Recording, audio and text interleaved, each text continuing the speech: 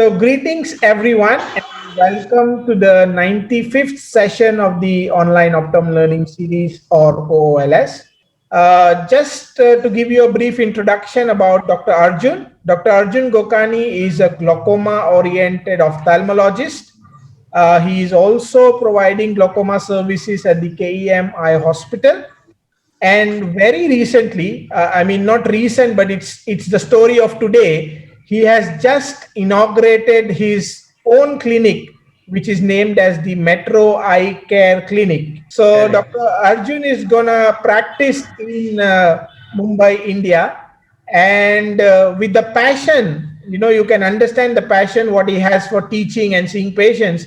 It's his first day of clinic, and he just saw his last patient and is continuing to teach us on glaucoma evaluation. He's done 3 sessions for us before. One was on anti-glaucoma medication, followed by history taking, intraocular pressure gonioscopy.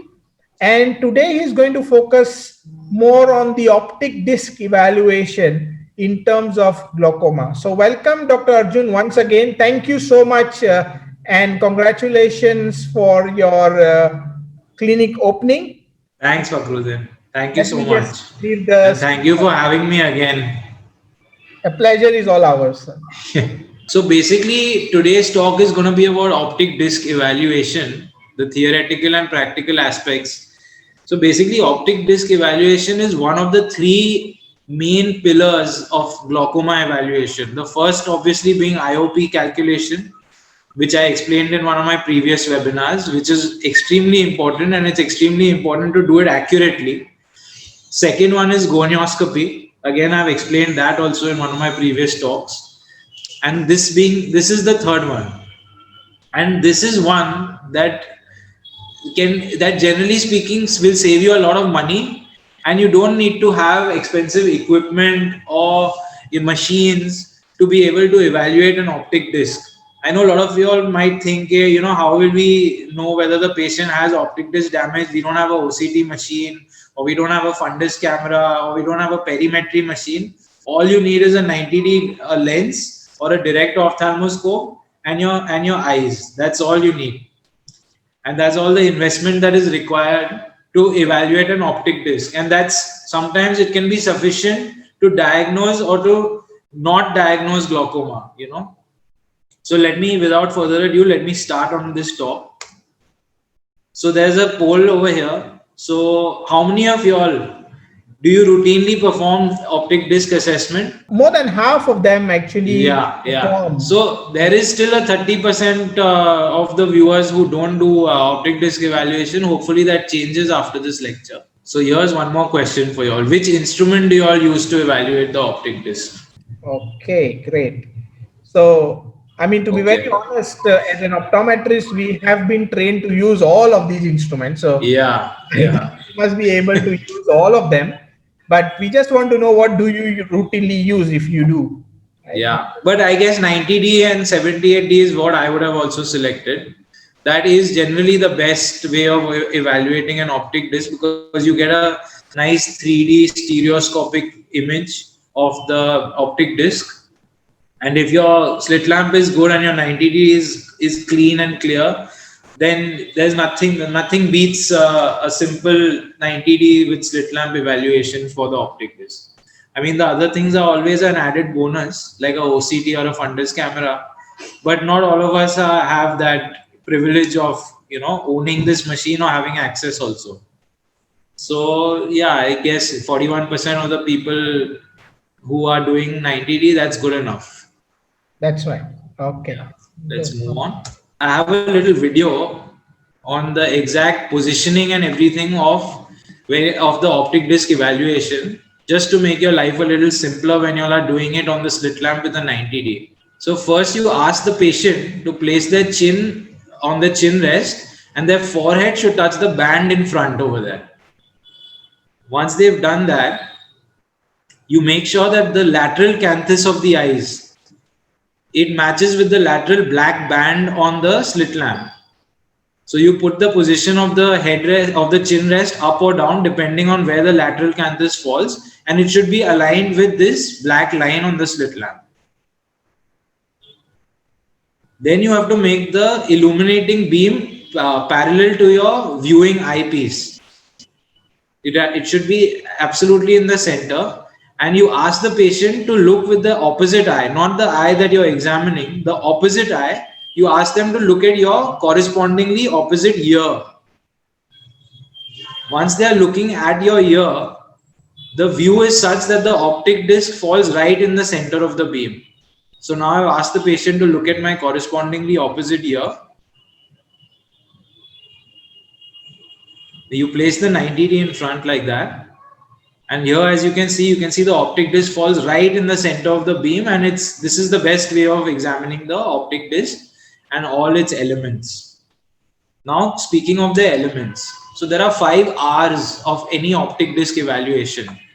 This first we measure the scleral ring, then comes the neuro-retinal rim, then comes the retinal nerve fiber layer, then the retinal or the optic disc hemorrhages, and then the region of peri-papillary atrophy. Now, many of you all won't understand what these terms are and what they look like. So I'll break them up into each individual parts and I'll explain it to you. So the scleral ring. So when we look at an optic disc, the outermost ring that you see in the optic disc, this is the part of the optic nerve that has pierced through the sclera to enter into the eye. So that outermost rim is known as the scleral ring. It is used to measure the absolute size of the optic nerve head. So now, why is the absolute size of the optic nerve head important? So the population of the world is so varied, and there's so much variety in races, in countries, in different localities of India itself, that everyone has there's a range of different scleral ring sizes. And how does that matter? So people who have a bigger scleral ring, which means they have a bigger optic nerve cross section, they will also have a larger cup. So sometimes to a lay person or to a ophthalmology or optometry student, that large cup might be misinterpreted as a glaucomatous cup.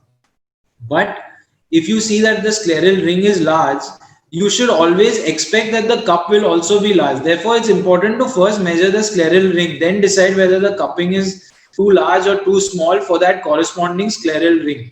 So the outermost extent of your optic nerve head, where the white area ends, that is known as the scleral ring. Here you can see it marked as with the 2 green lines, and this is the basic scleral ring size. So how to measure it? Basically, you shine the slit lamp beam on the optic nerve head, as I had mentioned in my video. And this slit lamp has a measuring tool where you can vary the size of the slit beam vertically, and the slit lamp measures the amount that vertical beam measures in terms of millimeters.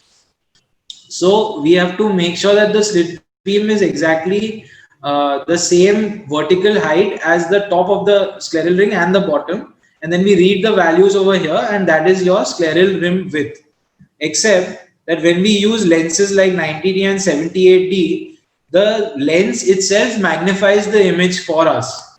So there is a magnification factor. So whatever value you get on the slit lamp, you have to multiply it by these factors. So if you're using a 90D, you have to multiply that number by 1.33, because the 90D will actually make the image slightly smaller. And if you use a 78D, you have to multiply that number by 1.2. And very rarely, for the people who use 60D, you have to multiply it by 0.88. And if you use a superfield lens, then it's a 1.5. So this magnification factor is important when you're measuring the scleral ring. Now, most of us will use a 78 or a 90D. So just remember these two values. Next element is the neuro-retinal rim. So basically the retinal nerve fibers, the way they are arranged over the retina, is that each individual retinal nerve fiber from all the points of the retina, they flow in one direction. They flow towards the optic nerve, and then they enter into the optic nerve. As you can see in this textbook diagram, it enters into the optic nerve, and through the optic nerve it goes and it reaches the brain through the optic pathway. Now this is very similar to a sinkhole which you see in lakes and ponds, through which water is seeping through. The way the water falls through the sinkhole is very similar to the way the retinal nerve fibers fall through the optic nerve, and they go through the optic nerve into the brain. So as you can see in this sinkhole, there's a central black area which corresponds to the cup of the optic nerve, and there's a surrounding area where the water is falling in. That corresponding area is the neuroretinal rim, which is basically the nerve fibers going into the optic nerve. So now the thickness of the neuroretinal rim, which is the part of the optic nerve through which the optic nerve fibers are falling into the optic nerve, the thickness of this neuroretinal rim gives us an indication to how healthy the nerve fiber layer in that particular area is. So if you have a thick neuroretinal rim, you know that there are a good number of nerve fibers entering into the optic nerve in that corresponding area. So you know that the nerve fiber layer in that area is good and it's healthy, and the patient doesn't have glaucoma. However, when there is thinning of this neuroretinal rim, you know that less nerve fibers are entering the optic nerve there, and one of the reasons could be glaucoma, because glaucoma causes damage to the nerve fibers. So the neuroretinal rim is very important to measure, and that is seen as this yellowish part of the optic nerve, which is the outer yellowish band on the optic nerve. It's a concentric yellowish band around the optic nerve cup, and the cup is seen as a whitish area, and the NRR or the neuroretinal rim is this yellowish area. Now the neuroretinal rim thickness follows something known as the ISNT rule. So what is the ISNT rule? Basically, it means that the inferior neuroretinal rim I should be thicker than the superior neuroretinal rim S, which should be thicker than the nasal neuroretinal rim N, which should be thicker than the temporal neuroretinal rim T. So as long as the optic nerve is following the ISNT rule, where the thickness is in the ISNT pattern, you know that the optic nerve is healthy. However, in glaucoma, this ISNT rule goes for a toss. Sometimes you have the superior rim thicker than the inferior, or the temporal thicker than the nasal, or the nasal is thicker than the inferior. So any time that the ISNT rule is broken, you have to suspect that there is some neuroretinal rim thinning in that particular quadrant. So now coming to the vertical cup disc ratio. So in glaucoma, this is a very important parameter to measure when we're evaluating the disc. It's also called the VCDR, vertical cup disc ratio. So now how is this measured? So earlier I told you about measuring the scleral ring. That is the absolute size of the optic nerve. And then, so that is known as the disc size. Then we have the central cup area. Now the size of the cup in relationship to the size of the entire disc is your cup disc ratio. And here you can see that in smaller discs where the disc diameter is less than 1, a normal cup disc ratio would be somewhere around 0.2 to 0.26, which means that the cup should be in relationship to the disc, it should be only 0.2. However, in large discs of more than 2 millimeters, you can even have a cup disc ratio of 0.55. Therefore, it's very important to measure the scleral ring, because in large discs, you can have a large cup of 0.55 cup disc ratio. Whereas in a small disc, 0.26 is what the normal value is. So if you have a 0.5 cup disc ratio in a small disc, you know that this is glaucoma. But that's not the same for a larger disc. Another way of measuring the neuroretinal rim thickness is known as the DDLS scale, which is the disc damage likelihood scale. Basically, here they measure the rim to disc ratio. They don't measure the cup to disc ratio. They measure the cup is ignored in this parameter. The rim is the more important one, and they have classified this very accurately. Therefore, it is very easy to represent, and to when we have patients following up over 2 months, if the optic disc evaluation is following the DDLS scale, then it is easy to measure any progression. Whereas if in the VCDR scale, it's very subjective. It's subjective between doctors, between the same doctor also you can have a subjective difference. But the DDLS scale is very exact. Now, I don't think the webinar will permit me to explain each point of the DDLS scale because it's mainly very theoretical. But I would recommend everyone to go through it. It's extremely easy to understand and it's extremely useful in the OPD setup. So I would recommend you all to go through this DDLS page. In fact, take a screenshot of your mobile or something with this page on it and remember it. I mean, this is something you have to just mug up. Then moving on to the RNFL, the retinal nerve fiber layer. So as I mentioned, every point of the retina throws out a retinal nerve fiber which makes its way to the optic nerve and it flows through the optic nerve into the brain. So the entire top layer of the retina consists of retinal nerve fibers and this is known as the retinal nerve fiber layer.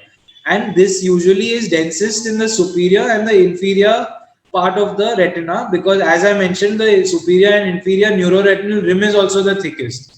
So that means maximum nerve fibers are falling in from the superior and the inferior parts of the retina. That doesn't mean that the temporal and the nasal parts don't have any nerve fibers. It's just that they're a little scanty and they're less.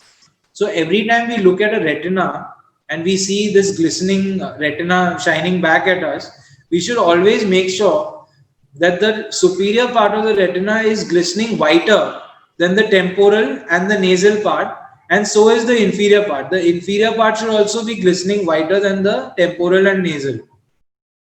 So the basic pattern should be glistening white, glistening dark, glistening white, glistening dark as we move concentrically anti-clockwise.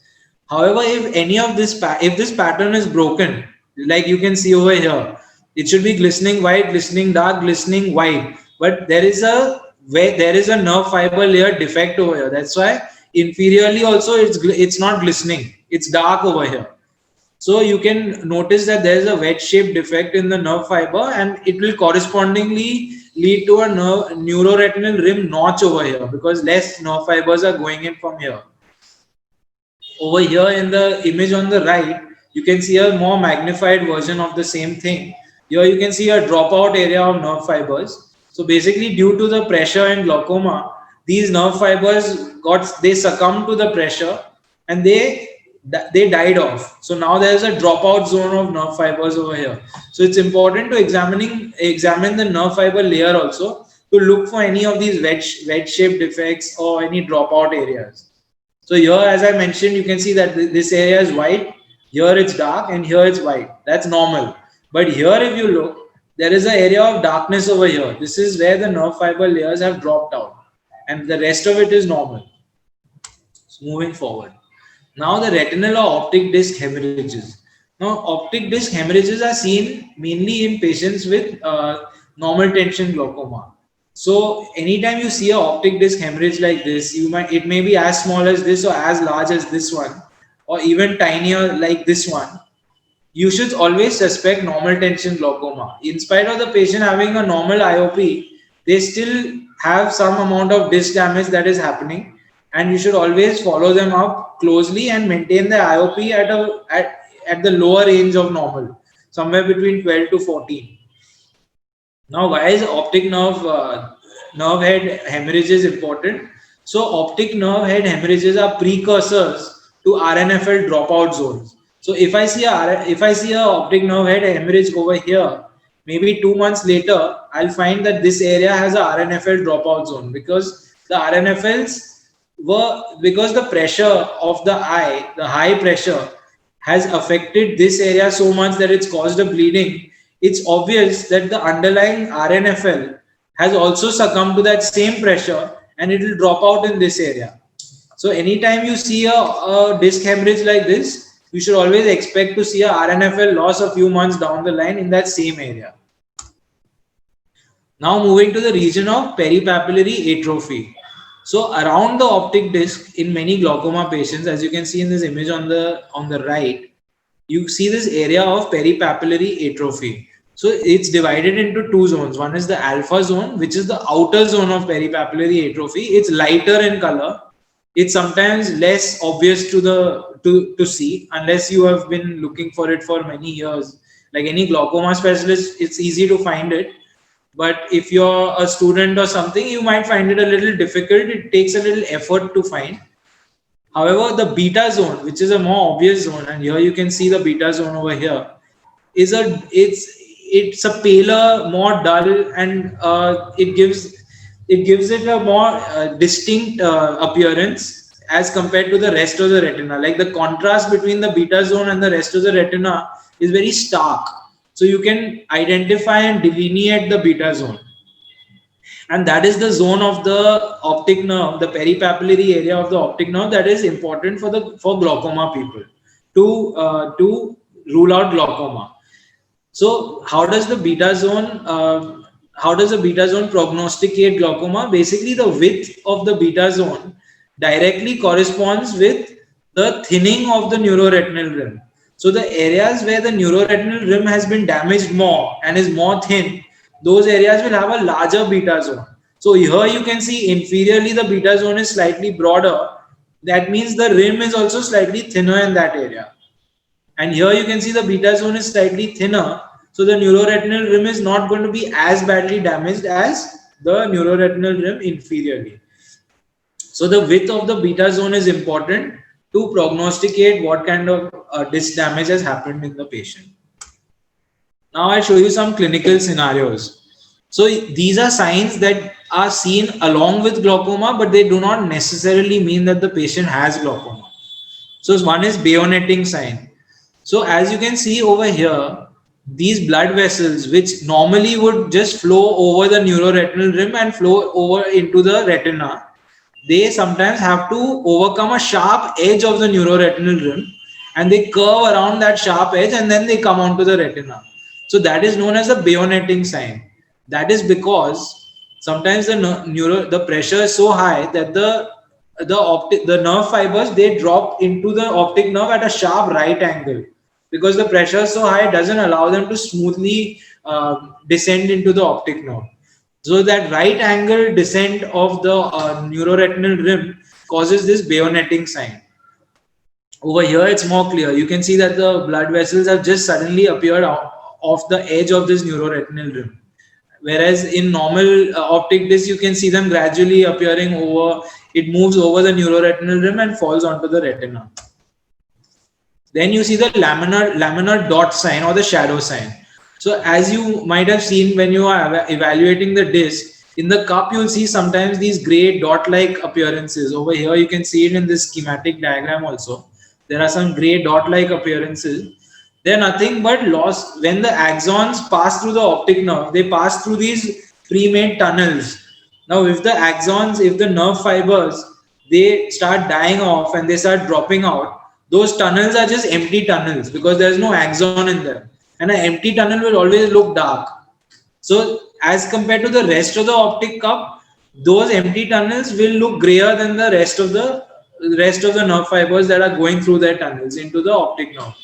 So this is basically areas where the nerve fibers have dropped out and there are empty tunnels through which you can see these gray dots. Then you'll have focal atrophy.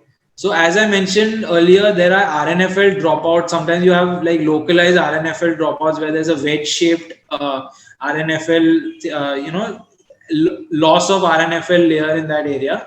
So that will correspond to a focal polar notching in the neuroretinal rim. There will be a notch. It won't be a smooth round thickness of the neuroretinal rim. There will be a sudden thinning in that area which looks like a notch. Here you can see it more prominently. Here the neuroretinal rim is thick. As you come inferiorly also it's thick. Then suddenly at around 6 o'clock, there is severe thinning in the neuroretinal rim. That's known as a notching of the neuroretinal rim. Here it's more prominent. I've drawn an outline. So this is the scleral ring and the inner circle is the neuroretinal rim margin.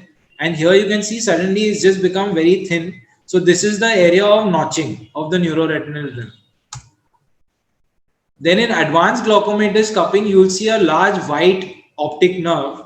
There's loss of all neuroretinal tissues. There's a total deep excavated look, and the blood vessels at the margin of the disc will bend at the margin of the disc as opposed to bending over the neuroretinal rim, because now there is no neuroretinal rim. There is no nerve fibers entering the optic nerve at all. So the blood vessels will be seen bending over the optic disc margin itself. This is also known as bean pot cupping. Then there's a big controversy about asymmetry of cups. A lot of people, consider asymmetry of cups to be glaucoma and things like that, but it depends on how much asymmetry is there. If you have an asymmetry of zero point 0.2, suppose you have an optic nerve of vertical cup disc ratio where the neuroretinal rim is healthy and it's following ISNT rule, but the vertical cup disc ratio is zero point 0.7 in one eye and it's zero point 0.7 in the other eye also, that is not glaucoma. That is just a large vertical cup disc ratio. However, if the other eye had a vertical cup disc ratio of zero point 0.5 and the first eye was zero point 0.7, then you should suspect that this could be glaucomatous and then evaluate the patient further for glaucoma. So any asymmetry of zero point 0.2 should be a suspicion for glaucoma. So that is one thing that you should remember. But as long as it's asymmetric. Yeah, that's about it. Thank you for your patient listening. I'm happy to take any questions now. Okay, so thank you so much, Dr. Arjun, for taking us through the whole series of the R's. As we say, when you're evaluating the optic disc, it's really important to look at the five R's, right? Yeah. And especially highlighting us the different signs what you would probably see, and very rightly you mentioned that not always what you see is glaucoma. You must also see other things as well, and not Yes. able when you see a Bayonetting sign as glaucoma patient straight away. Yeah. Yeah. That's it. So one point which I just want your opinion on, like when we did the first poll, we did want to know that people are actually evaluating the disc or not. So, what's your take? Should we actually evaluate all patients, or you think we should only evaluate the indicated patient? I mean, what's your take on? No, I feel optic disc evaluation should be part of any routine eye checkup because glaucoma is one of the most severe underdiagnosed condition of the eyes that in my experience I have faced, because people will not do a proper optic disc evaluation and won't do a proper IOP checkup, and such patients will only become symptomatic once the optic nerve is completely or maybe 90% damaged. That's right. By then it's already too late. So I feel everyone should evaluate the optic disc in the first eye checkup only as part of a routine eye screening. Yeah, so that's again a very good take home message, because we do, as primary eye care optometrists, primary eye care practitioners, we do have a slit lamp most of the times into our practice, and as you rightly mentioned, you just need a 90D or a 78D lens, which you would probably Yeah. a minimal investment. Yeah, and I think with just that lens, you can probably look at the optic disc and see if you have any changes and anything, and then if there is a need be, we can refer to the newly opened Yes. Dr. Arjun's clinic if we are in Yeah. that area. Right? Yeah. Okay, great. Most welcome. Yes. So one attendee was asking about the explanation of the disc measurement. If you would like to just give a gist of it, So anything. basically, every slit lamp has a graticule which you turn to make the vertical slit beam, to make the vertical height of the slit beam more or less, and it also measures how much. It measures it on top in millimeters. So you have to align the vertical slit height with the vertical length of the optic disc, and then you just read the reading and you multiply that by the magnification factor of the lens, and that's your optic disc size. That's your scleral ring size. That's right. And Yeah. then to measure the vertical cup disc ratio, it is slightly subjective. So you have to go with your own instincts about it. But with practice, everyone pretty much hits the nail on the head with when it comes to VCDR. That's right. And I think again a very important point which you mentioned, we do have slit lamp which has the measuring graticule, if I may put it that way, and make a proper use of it so that you can Yeah. actually Yeah, quantify it very easily, right? exactly. Yeah. Thank you so much, Dr. Arjun, for giving us your time and all the very best for your clinic. Thank you, Fakhruddin. Thank you. Yeah. And great job with this lecture series, once again. Yeah. Thank you so much. And giving the time, and I mean, it's Yeah. we just run the show, but it's speakers like you who do justice to the topic, and give us the time, and really appreciate that particular efforts by you as well. So My pleasure. My pleasure. yeah. All right. So, to the attendees, we do have a session tomorrow. Tomorrow, we have a session which will be specific on how to help people with educational underachievement. And it is at 6:30 p.m. Evening Indian time and 9 p.m. late evening Malaysian time. Thank you, everyone, for joining us today. Stay safe, take care, and I will see you all again tomorrow. Bye bye. Bye. Thank you, Fakhruddin. See you. Thank you. Thank you, Dr. Arjun. Bye bye.